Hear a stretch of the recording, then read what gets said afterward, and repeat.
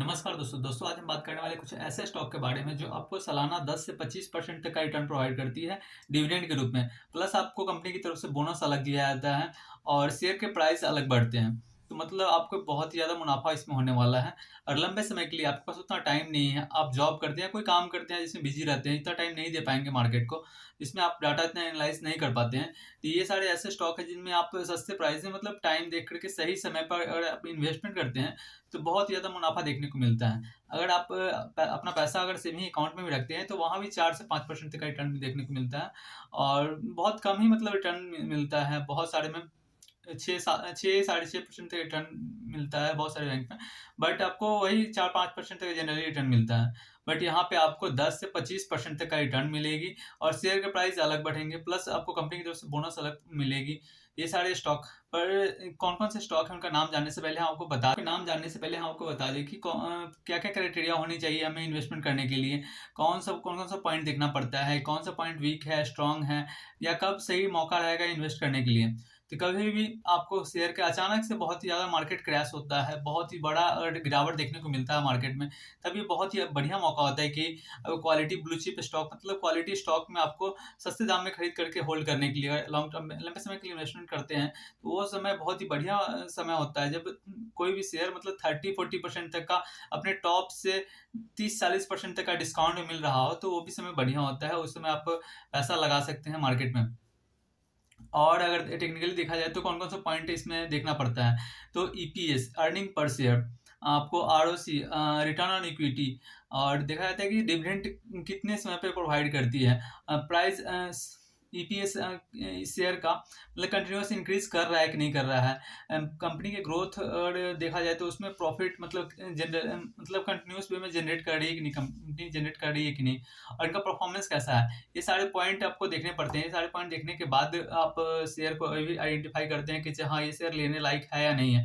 उसके अलावा ये सारे देखने के बाद आपको देखना पड़ता है कि शेयर का प्राइस कहाँ है, कब ब्रेकआउट देने वाला है, और इसमें ब्रेकआउट होने वाला है कहाँ पे, अब इसका सपोर्ट और टारगेट क्या है, मतलब रेंज क्या है इस स्टॉक का, वो आपको देखना पड़ता है। ऐसा बहुत सारे स्टॉक बहुत अच्छे हैं बट ओवर वैल्यूड प्राइस है। तो ये सब इन सब मतलब समय में देखना पड़ता है कि वो अंडर वैल्यूड कब होंगे, या फिर वेट करना पड़ता है। मतलब वो शेयर का प्राइस वेट करते हैं कि जब मतलब करेक्शन हो मार्केट में या फिर और डाउन जाए, तो उस समय हमें लंबे समय के लिए फिर इन्वेस्टमेंट करने का प्लान अगर कर रहे थे तो उस वो अच्छा मौका आता है हमें इन्वेस्ट करने के लिए। जैसे कि एग्जांपल लेते हैं, कोई भी स्टॉक मतलब कि टाटा मोटर्स में हम पैसा लगाते हैं, टाटा मोटर्स का देखेंगे सेल्स ग्रोथ कैसा है, टाटा मोटर्स का कंटिन्यूस प्रॉफिट जनरेट कर रही है कि नहीं कर रही कंपनी, और टाटा मोटर्स का देखा जाए तो उनका प्राइस अर्निंग पर शेयर कितना है, आरओसी क्या है।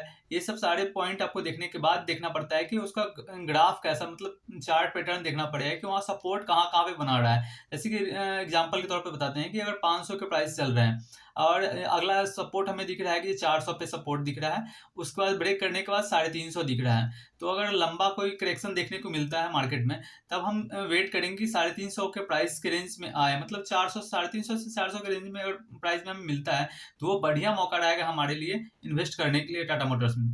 तो कभी भी हमें अगर लंबे समय के लिए इन्वेस्टमेंट का प्लान करें तो हड़बड़ा कर इन्वेस्ट नहीं करना चाहिए। जैसे कि आज आपके हाथ में पैसा आया, मूड किया जो हाँ इन्वेस्ट करना है हमें, वही समय में मतलब इन्वेस्ट नहीं करना चाहिए। हमें देखना चाहिए, मार्केट को समझना चाहिए, मार्केट को देखना चाहिए कि हाँ मार्केट में करेक्शन आ सकता है कि नहीं, और सस्ते प्राइस में हमें शेयर मिल सकते कि नहीं। अगर मिल सकते हैं तो क्यों ना हम सस्ते प्राइस में शेयर में पैसा लगाएं, ना कि उसी समय मतलब कि हमारे हाथ में पैसा आ गया तो उसी समय लगा दें। तो हो सकता है कि आप पीक लेवल पे पैसा लगा दो और फिर मार्केट करेक्शन कर दे 30-40% तक का, आपको 2-3 साल आप ऐसे ही बैठे रह जाओ, उसमें 1 रुपया का मुनाफा आपको नहीं देखने को मिले। ये भी हो सकता है। तो पीक देखना पड़ता है कि कहाँ पे मार्केट पीक बना रहा है, वहां से कभी भी मार्केट अगर भाग रहा हो तेजी से, अगर पीक लेवल अपना पकड़े हुए हो तो उस समय भूल के भी ना इन्वेस्ट करें। उसमें आपको टोटली नुकसान का सौदा करना पड़ेगा, वहां पे प्रॉफिट बहुत कम, मतलब बहुत कम चांसेस होते हैं कि 5-7% चांसेस होते हैं कि इसमें प्रॉफिट देखने को मिलेगा आपको लंबे समय या शॉर्ट टर्म के लिए अभी करे हुए तब भी। लेकिन अगर आप किसी मार्केट को करेक्शन कर चुका हो फिर वहां से अगर उठना चालू हो, तो वो बढ़िया मौका होता है आपको इन्वेस्ट करने के लिए। उसमें अच्छा खासा मुनाफा बहुत ही जल्दी देखने को मिल जाता है। इसी सब के साथ अगर आपको हमारा वीडियो अच्छा लगा हो तो आप हम लाइक कर सकते हैं, वीडियो में अगर कोई सुझाव देना हो तो कमेंट कर सकते हैं, और हमारे चैनल को सब्सक्राइब जरूर कर लेना।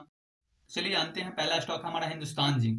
हिंदुस्तान जिंक का प्राइस अभी चल रहा है 300 का रेंज में चल रहा है और इसके मार्केट कैपिटलाइजेशन है 1,25,000 करोड़ की इनका मार्केट कैपिटलाइजेशन है। ये शेयर ये इस कंपनी को मतलब सालाना 4 से 5% 5 बार डिविडेंड ये देती है और 25% तक का ये डिविडेंड प्रोवाइड करती है कंपनी सालाना आपको। इसमें मौका है, आप अगर बाई करना चाहे, मतलब मार्केट करेक्शन का वेट करे तो उसमें कौन से रेट में अगर बाई करना चाहे तो बढ़िया रहेगा।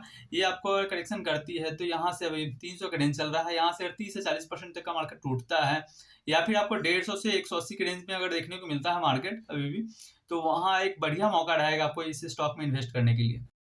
दूसरा स्टॉक है कोयल इंडिया। कोयल इंडिया का प्राइस अभी चल रहा है आपको 312 रुपया। कोयल इंडिया का मार्केट कैपिटलाइजेशन है 1,90,000 करोड़ की मार्केट कैपिटलाइजेशन है और ये स्टॉक आपको 4 से 5% तक का 4 से 5 बार साल में डिविडेंड प्रोवाइड करता है। ये आपको 15 से 18% तक का डिविडेंड सालाना दे देती है। कम से कम भी तो आपको 10-12% से कम ये डिविडेंड सालाना नहीं देती है। ये कंपनी बहुत ही बढ़िया डिविडेंड देने के लिए, मतलब लंबे समय के लिए इन्वेस्टमेंट करने के लिए ये स्टॉक बहुत ही बढ़िया माना जाता है। ये अपने सेक्टर में बहुत ही ज़्यादा, मतलब एक तरफा इनका मोनोपोली है इस स्टॉक का। तो इसमें अगर लंबे समय के लिए इन्वेस्ट करने का प्लान करें तो बहुत ही बढ़िया है। अगला स्टॉक है इंडस टावर। इंडस टावर का प्राइस चल रहा है आपका 188 रुपया और मार्केट कैपिटलाइजेशन 50,000 करोड़ का। और इस स्टॉक में इन्वेस्टमेंट का अगर मतलब लंबे समय के लिए इन्वेस्टमेंट का सोच रहे हैं तो बढ़िया स्टॉक है। और अगला स्टॉक है हमारा एनसीसी। एनसीसी की प्राइस चल रहा है अभी 145 रुपया। लंबे समय का अगर देखा जाए इनका ग्राफ और आप चेक करें तो बढ़िया इसमें परफॉर्मेंस देखने को मिल रहा है। अभी मार्केट इसका करेक्शन किए हुए हैं, तो शॉर्ट टर्म में करेक्शन किए हुए थे। ये स्टॉक अगर आप शॉर्ट टर्म के लिए इन्वेस्टमेंट करने का सोच रहे हैं तो ये बढ़िया समय है बाई करने का। और अगला स्टॉक है हमारा ओएनजीसी। ओएनजीसी में आपका बहुत ही ज़्यादा, मतलब 11 साल का रिकॉर्ड तोड़ इसमें ब्रेकआउट मिला था, पर अभी कुछ समय के लिए मार्केट का कंडीशन ठीक नहीं रहने के कारण मार्केट पॉज किए हुए है इस स्टॉक में। तो ये स्टॉक अगर रफ्तार धरती है तो आपको बढ़िया मुनाफा, मतलब 40-50% तक का मुनाफा शॉर्ट टर्म में मिल जाएगा अगर रफ्तार पकड़ती है मार्केट तो।